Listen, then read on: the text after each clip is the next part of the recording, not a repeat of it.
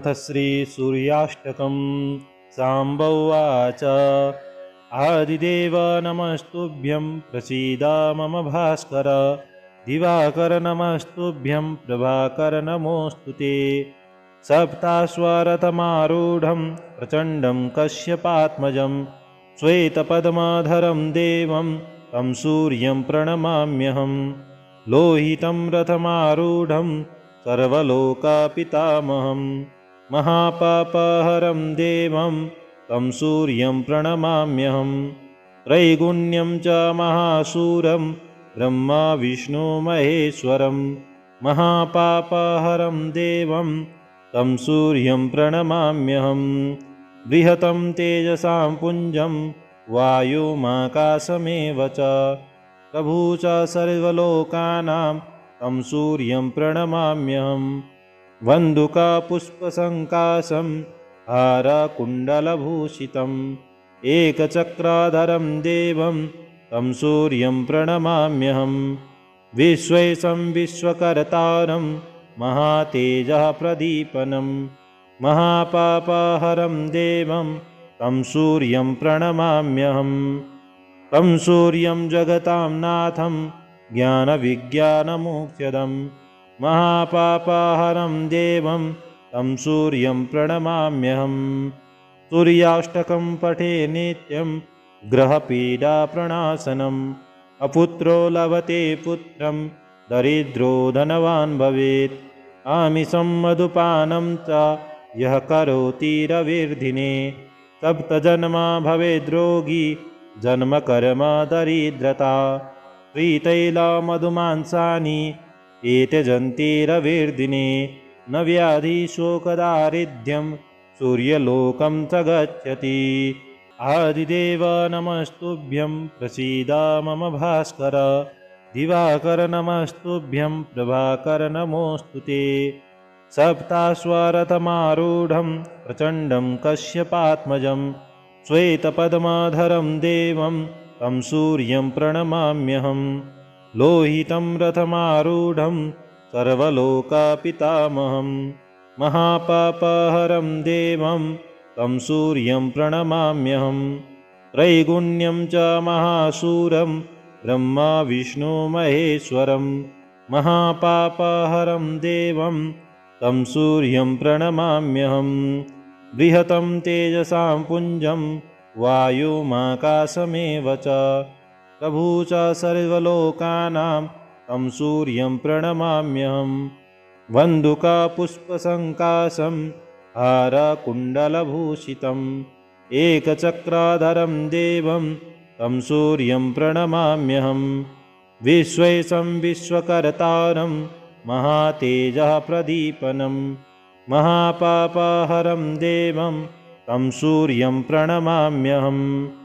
तं सूर्यं जगतां नाथं ज्ञानविज्ञानमोक्षदं महापापहरं देवं तं सूर्यं प्रणमाम्यहम् सूर्याष्टकं पठे नित्यं ग्रहपीडाप्रणाशनम् अपुत्रो लभते पुत्रं दरिद्रो धनवान् भवेत् आमिषं मधुपानं च यः करोति रविर्दिने सप्तजन्मा भवेद्रोगी जन्म कर्म दरिद्रता श्रीतैलमधुमांसानि एत्यजन्ति रविर्दिने न व्याधिशोकदारिद्र्यं सूर्यलोकं च गच्छति आदिदेव नमस्तुभ्यं प्रसीद मम भास्कर दिवाकर नमस्तुभ्यं प्रभाकर नमोऽस्तु ते सप्ताश्वरथमारूढं प्रचण्डं कश्यपात्मजं श्वेतपद्मधरं देवं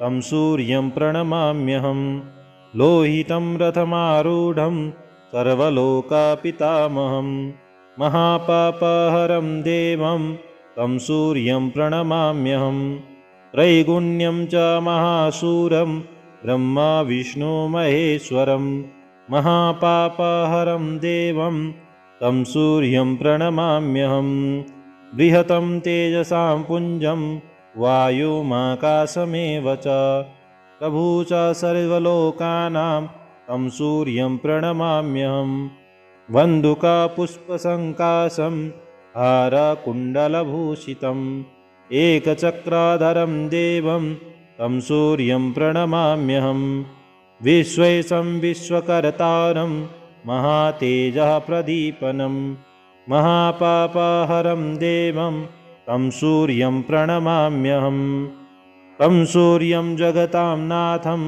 ज्ञानविज्ञानमोक्षदं महापापहरं देवं तं सूर्यं प्रणमाम्यहम् सूर्याष्टकं पठे नित्यं ग्रहपीडाप्रणाशनम् अपुत्रो लभते पुत्रं दरिद्रो धनवान् भवेत् आमिषं मधुपानं च यः करोति रविर्दिने सप्तजन्मा भवेद्रोगी जन्म कर्म दरिद्रता श्रीतैलमधुमांसानि एत्यजन्ति रविर्दिने न व्याधिशोकदारिद्र्यं सूर्यलोकं च गच्छति आदिदेव नमस्तुभ्यं प्रसीद मम भास्कर दिवाकर नमस्तुभ्यं प्रभाकर नमोऽस्तु ते सप्ताश्वरथमारूढं प्रचण्डं कश्यपात्मजं श्वेतपद्माधरं देवं तं सूर्यं प्रणमाम्यहं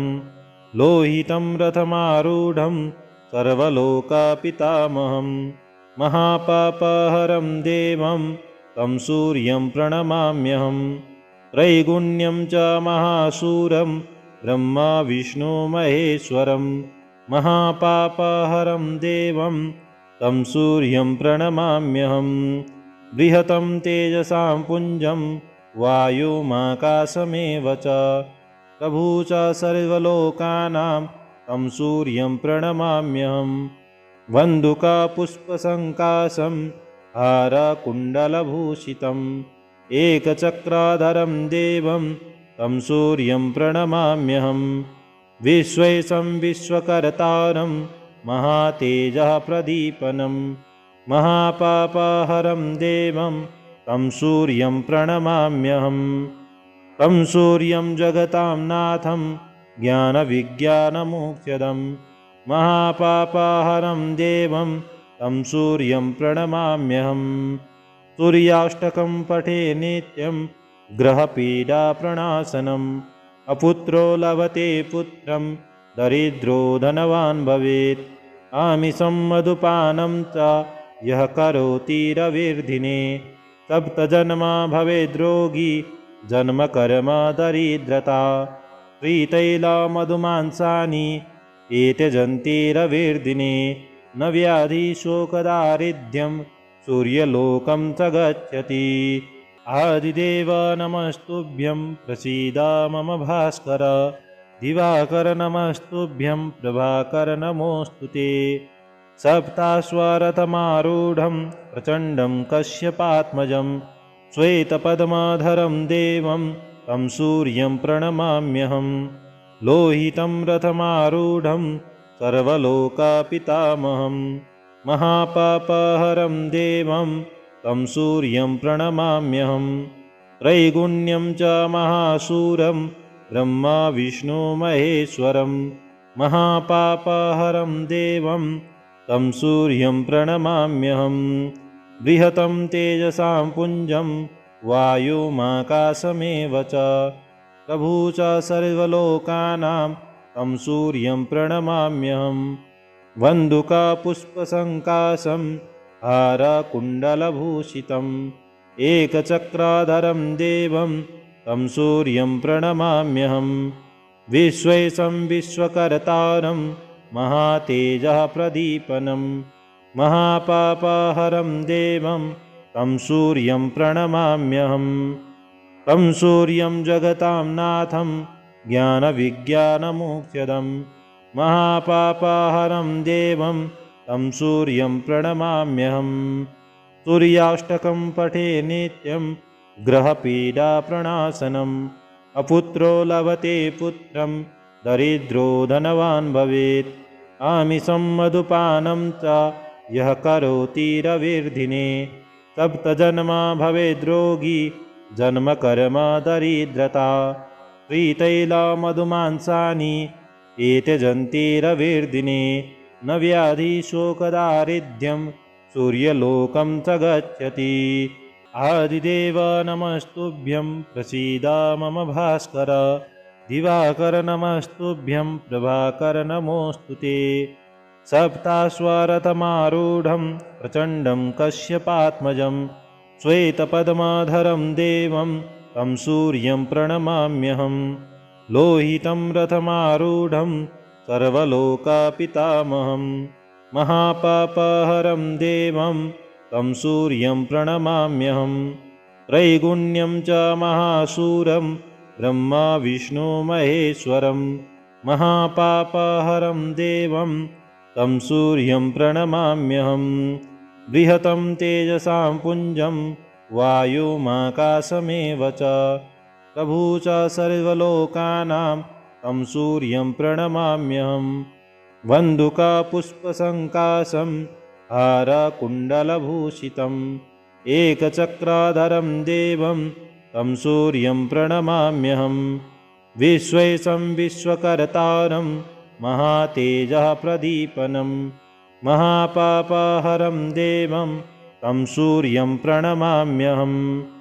तं सूर्यं जगतां नाथं ज्ञानविज्ञानमोक्षदं महापापहरं देवं तं सूर्यं प्रणमाम्यहम्। सूर्याष्टकं पठे नित्यं ग्रहपीडाप्रणाशनम् अपुत्रो लभते पुत्रं दरिद्रो धनवान् भवेत्। आमिषं मधुपानं च यः करोति रविर्दिने सप्तजन्मा भवेद्रोगी जन्म कर्म दरिद्रता। श्रीतैलमधुमांसानि एत्यजन्ति रविर्दिने न व्याधिशोकदारिद्र्यं सूर्यलोकं च गच्छति। आदिदेव नमस्तुभ्यं प्रसीद मम भास्कर। दिवाकर नमस्तुभ्यं प्रभाकर नमोऽस्तु ते। सप्ताश्वरथमारूढं प्रचण्डं कश्यपात्मजं श्वेतपद्मधरं देवं तं सूर्यं प्रणमाम्यहम्। लोहितं रथमारूढं सर्वलोकपितामहं महापापहरं देवं तं सूर्यं प्रणमाम्यहम्। त्रैगुण्यं च महाशूरं ब्रह्मा विष्णु महेश्वरं महापापहरं देवं तं सूर्यं प्रणमाम्यहम्। बृहतं तेजसां पुञ्जं वायुमाकाशमेव च प्रभु च सर्वलोकानां तं सूर्यं प्रणमाम्यहम्। वन्दुकपुष्पसङ्काशं हारकुण्डलभूषितम् एकचक्राधरं देवं तं सूर्यं प्रणमाम्यहम्।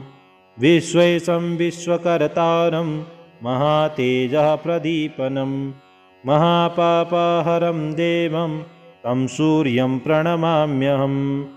तं सूर्यं जगतां नाथं ज्ञानविज्ञानमोक्षदं महापापहरं देवं तं सूर्यं प्रणमाम्यहम्।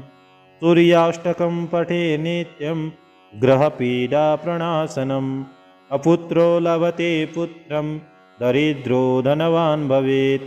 आमिषं मधुपानं च यः करोति रविर्दिने सप्तजन्मा भवेद्रोगी जन्म कर्म दरिद्रता। श्रीतैलमधुमांसानि एत्यजन्ति रविर्दिने न व्याधिशोकदारिद्र्यं सूर्यलोकं च गच्छति। आदिदेव नमस्तुभ्यं प्रसीद मम भास्कर। दिवाकर नमस्तुभ्यं प्रभाकर नमोऽस्तु ते। सप्ताश्वरथमारूढं प्रचण्डं कश्यपात्मजं श्वेतपद्मधरं देवं तं सूर्यं प्रणमाम्यहम्। लोहितं रथमारूढं सर्वलोकपितामहं महापापहरं देवं तं सूर्यं प्रणमाम्यहम्। त्रैगुण्यं च महाशूरं ब्रह्मा विष्णु महेश्वरं महापापहरं देवं तं सूर्यं प्रणमाम्यहम्। बृहतं तेजसां पुञ्जं वायुमाकाशमेव च प्रभु च सर्वलोकानां तं सूर्यं प्रणमाम्यहम्।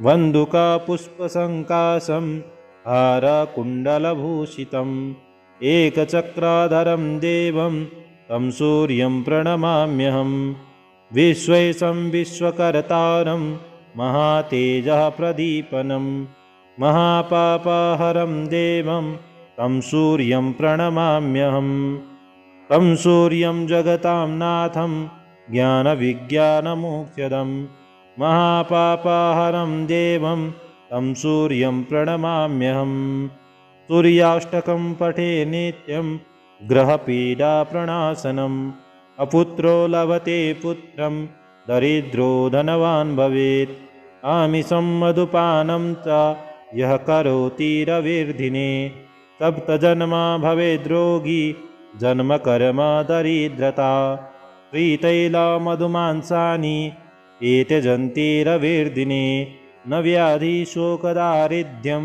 सूर्यलोकं च गच्छति इति श्रीशिवप्रोक्तं श्रीसूर्याष्टकं सम्पूर्णम्।